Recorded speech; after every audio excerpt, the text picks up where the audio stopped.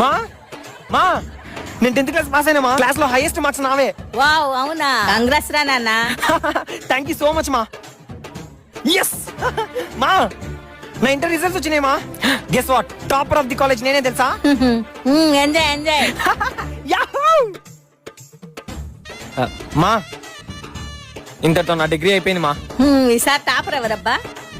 మా నేనే. Okay congrats. Thank you so much మా.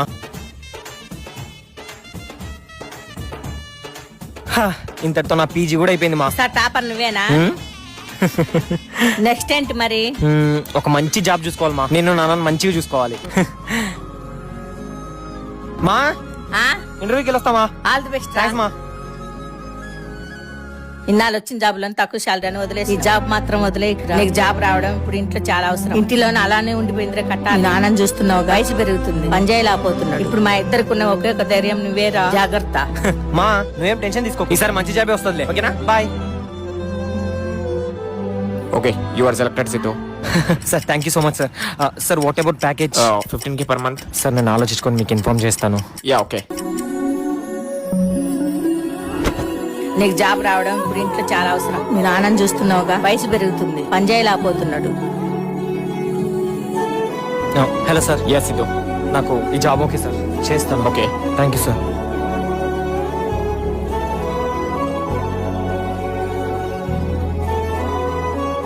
టెన్త్ లో హైయెస్ట్ మార్క్స్, ఇంటర్ లో క్లాస్ టాపర్, డిగ్రీలో టాపర్, పీజీలో టాపర్. ఇవన్నీ నేను దేనికోసం అయితే చదువుకున్నానో అందులో మాత్రం పెద్ద సున్నా. ఏంటి 15,000 ఉద్యోగం కోసం 20 సంవత్సరాలు నేను కష్టపడి పెద్ద పెద్ద చదువులన్నీ చదువుకున్నది. ఒక వర్డ్ ఉంటది, చదువుకున్నాడు కంటే సాకలోడే నయమని. 100% పర్ఫెక్ట్లీ కరెక్ట్ అది. ఏ ఒక్కడు చదువుకున్న చదువుకు తగ్గట్టు ఉద్యోగం చేయట్లే.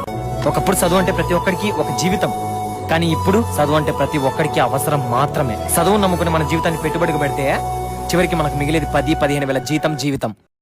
ఈ ప్రపంచాన్ని రూల్ చేసేది ఎవడో తెలుసా? నువ్వు నీ క్లాస్ లో టాపర్ అయినప్పుడు అందరి చేత క్లాప్స్ కొట్టుకునేటప్పుడు అదే క్లాస్ లో చివరి బెంచ్ లో ఏబీసీలు గుర్రని ఒక ఎదవ కూర్చొని ఉంటాడు.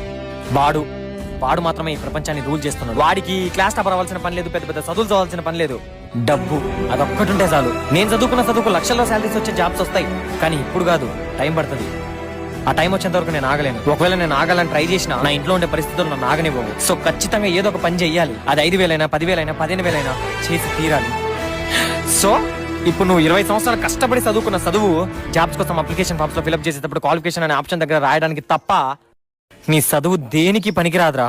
నువ్వు బాగుపడాలంటే 1 నీ దగ్గర డబ్బు ఉండాలా, 2 నీ పరిస్థితులన్నా బాగుండాలా. ఏమీ లేకుండా నువ్వు బాగుపడాలంటే నువ్వు కలెక్టర్ చదువుకున్నా కానీ కంకర్రాలు ఎత్తడానికి పోవాలా. గుర్తుపెట్టుకో, అర్థం చేసుకో.